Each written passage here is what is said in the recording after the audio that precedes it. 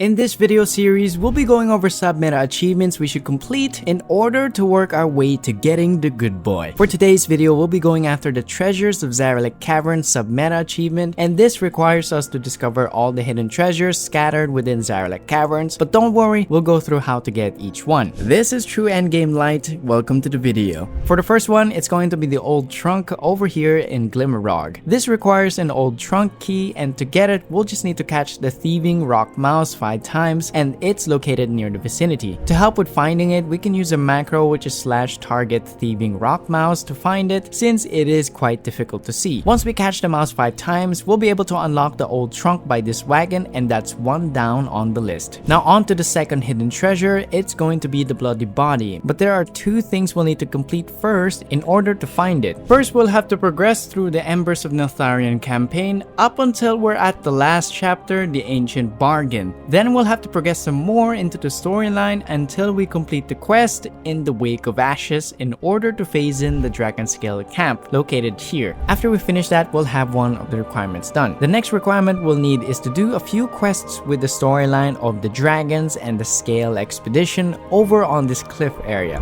And the quest will start with medicinal fungi. Now some people have reported that you'll only have to follow along this quest line until we finish either Respite or a Tower Yonder, which are the 5th and 6th quests respectively. But I'd suggest every time you turn in a quest, you check out the coordinates of the bloody body to see if it's phased in. Once we have both of these criteria done, we'll be able to phase in the bloody body, which is this dwarf, over at the coordinates by these rocks, and we'll have the second hidden treasure found. The next one is going to be the Crystal-Encased chest. This is located northeast from the old trunk, and to open it, we'll first need to use the 2 crystals found on top of rock columns. The purple one is located on top of the spire, while the yellow one is opposite from it. Once we activate both of them, the chest near the waterfall will be opened, and then we'll be able to loot it. The 4th one is going to be the long lost cache, just east of Loam. Now this is located underwater, and we'll find the cave entrance over here. It's quite difficult to find at first, but we'll just have to swim in this area I'm showing right now, and it's tucked away in this corner. There's a small opening in the rocks, and we'll be able to find it just here. Take note, we don't need a key or anything for this, so all we'll have to do is swim down and get it. The next 4 hidden chests are going to be in the Zaqali caldera area. The first one we'll get is the ancient Zaqali chest. To open the chest, we'll first have to get the bottled magma item, which we'll pick up near the entrance of the building on the right side. Now there are elites in the area near the chest, so we can either take them out one by one, or if you're strong enough, kill them all in one go before we toss the bottled magma onto the chest in order to open it. The next one we're going to get is the blazing Shadowflame chest. Now this one will require us to equip this Onyxia scale cloak, which we can either purchase from the auction house or craft it with a level 300 leatherworking profession. So I'd suggest just buying it from the auction house for 1,500 gold, since it'll save you time and effort of having to gather the ingredients and materials to craft it. Once we have our hands on the cloak, we'll just equip it and head over to the lava fall where we'll find the chest. Opening it will give us the blazing Shadowflame cinder, which is a cosmetic item that covers us in the Shadowflame effect. This will last for 10 minutes but will go away once we enter combat. Now for the last 2 hidden treasures in the area, they're going to be the Charred Egg and the Well-Chewed chest.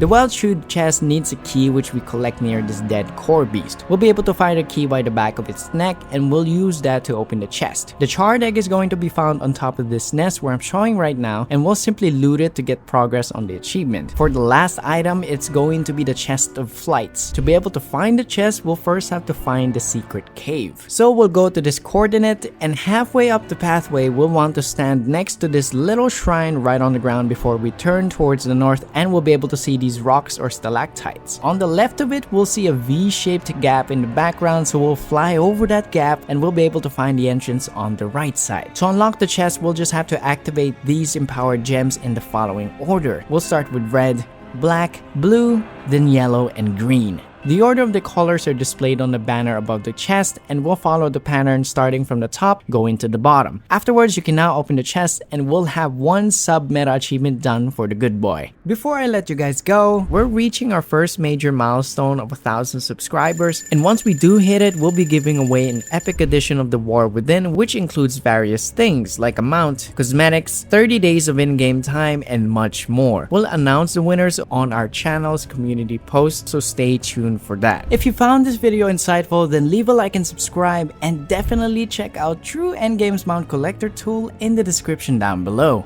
Thanks for watching, and I'll see you in the next one.